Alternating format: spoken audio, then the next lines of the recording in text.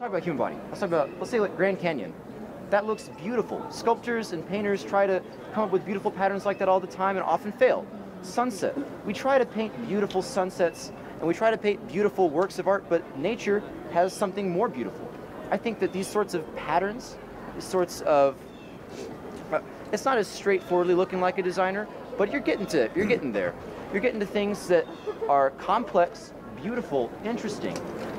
You have things like ecosystems, the water cycle. All these things really do look like they took a little bit of thought, but they didn't. If you and I are walking up and down the beach, and we come across ripples in the sand, and you ask me, hey, Cliff, how'd those ripples get there? And I say, well, obviously the waves. The waves washed over the sand and those ripples are there.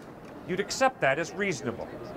But if we walk further down the beach and we see John loves Mary written in the sand, and if you ask me, hey, Cliff, how did that occur? And I say, well, because the waves washed up and down the sand.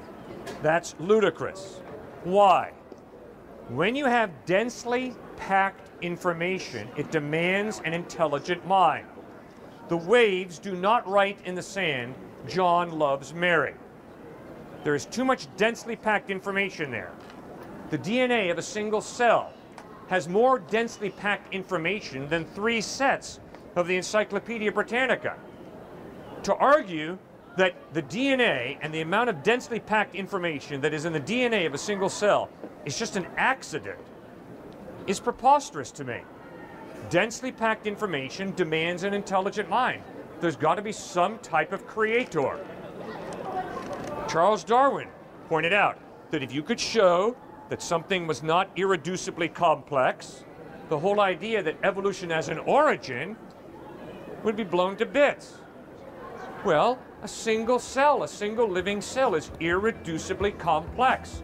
A single living cell cannot go from one simple stage to the next simple stage to the next simple stage until it suddenly becomes a living cell. It's irreducibly complex.